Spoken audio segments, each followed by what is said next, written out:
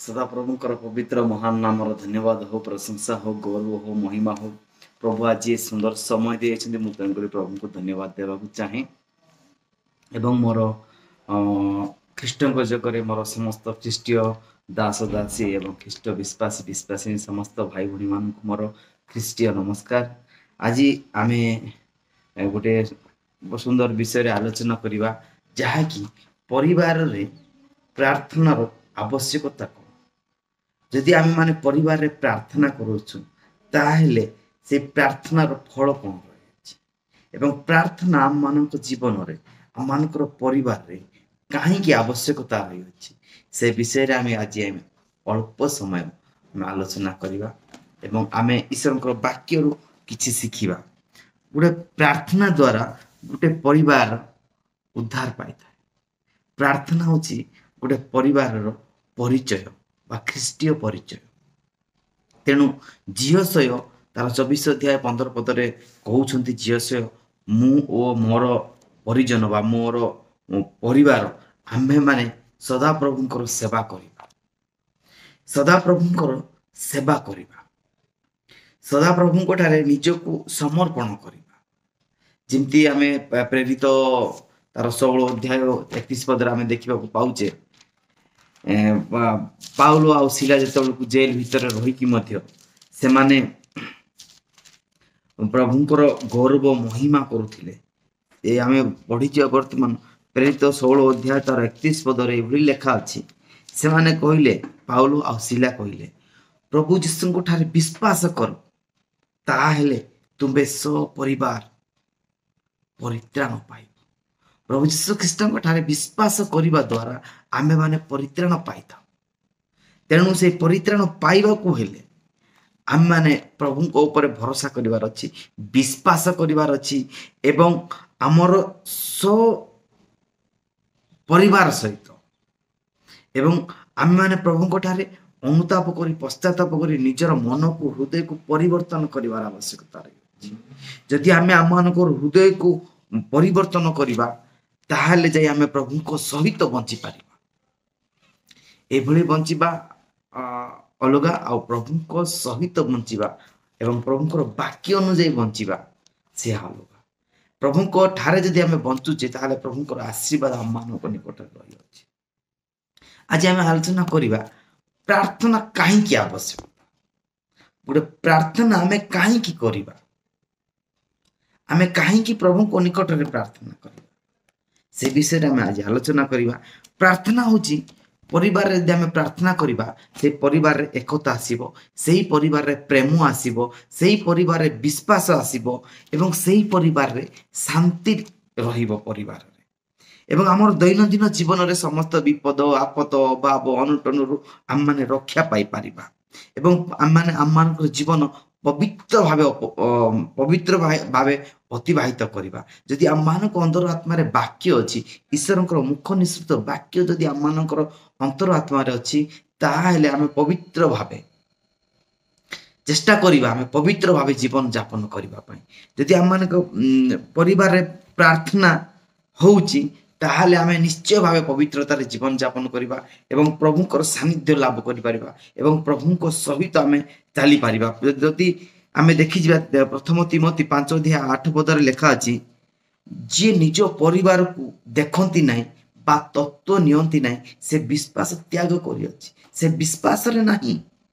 ଆଜି ଆମେ ଆମ ପରିବାରକୁ ମଧ୍ୟ ଭଲ ପାଇବାର ଅଛି, ପରିବାର ସହିତ ଆମେ ପ୍ରାର୍ଥନା କରିବାର ଅଛି।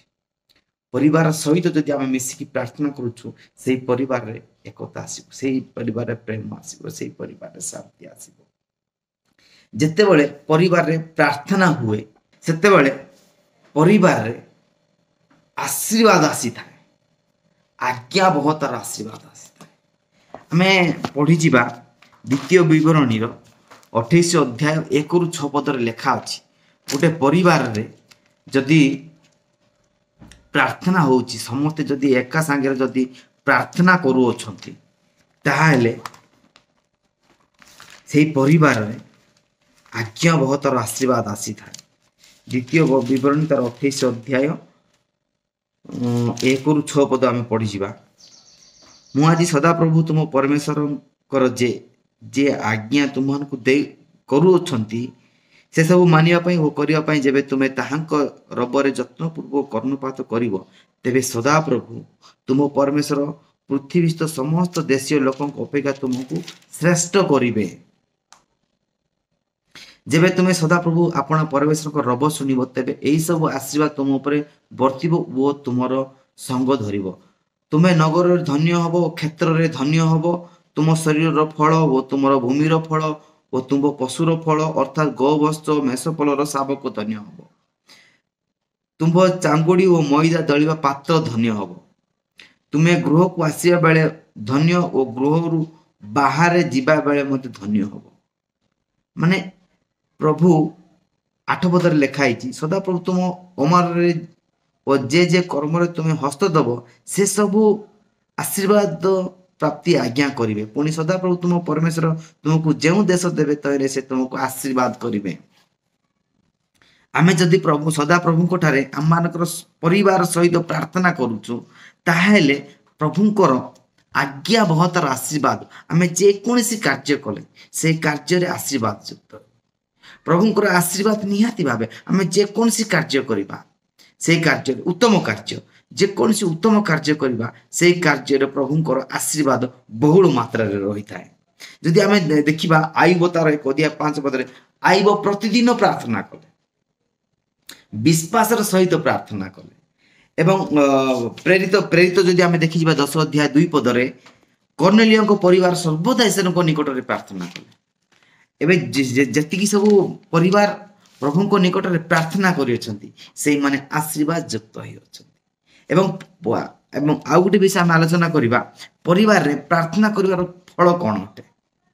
आमे जदि परिवार रे नियमित भावे प्रार्थना करूचु शैतान बा दुष्ट आत्मा आम मान को परिवार ठार विच्छिन्न हो जाए, आम मान को परिवार ठार दूर रे रुहे से पापात्मा से शैतान एवं परिवार रे एकता आसी थाए, प्रेम आसी थाए, शांति आसी थाए। जदि आम माने परिवार रे प्रार्थना करूचु तार फल स्वरूप ऐसा एवं समस्त दिगरु प्रभुंकर आशीर्वाद आसी थाए। प्रभुंकर आशीर्वाद आसी थाए परिवार रे शांति श्रृंखला रही थाए एवं परस्पर मध्य रे प्रेमर भाव रही थाए। यदि परिवार आमे मिलीमिशी प्रभु को निकट रे प्रार्थना करूछु, प्रभु को उपासना करूछु, प्रभु को आराधना करूछु तेबे जाई एवं रोमियो तार 10:13 देखिबो कारण जे के प्रभु को नाम धरि प्रार्थना करिवो से परित्राण आम माने प्रभु को निकट रे मैं प्रार्थना करिवार आवश्यकता रही। प्रभु कोठारे संपूर्ण आशा भरोसा विश्वास करिवार अछि एवं हमें पवित्रमय जीवन यापन करिवार अछि।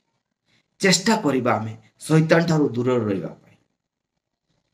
आज अनेक समय रे अनेक प्रभुंकर दास दासी माने विश्वासिनी माने तांकर विश्वास को परित्याग करि अछंती। शैतान रो चातुर रे से माने पड़ी जाय अछंती, तार शैतान रो फांद रे पड़ी जाय अछंती। अनेक समय रे आमे इच्छा करूछु आत्मा इच्छुक मात्र हमर शरीर दुर्बल तेणु आमर आत्मा जदि इच्छुक आम शरीर को भी आमे चेष्टा करिबा से कार्य करिबा उत्तम कार्य करिबा। तेणु आमे प्रभु को निकट रे प्रार्थना करिबा आम मानकर परिवार रे चेष्टा करिबा आमे आम मानकर परिवार रे प्रार्थना करिबा पई आम परिवार रे समस्त मिसी आमे प्रभु को गौरव करिबा पई महिमा करिबा पई आम माने चेष्टा करिबा प्रभुंकर आशीर्वाद पाइबा पाई प्रभुंकर अनुग्रह पाइबा पाई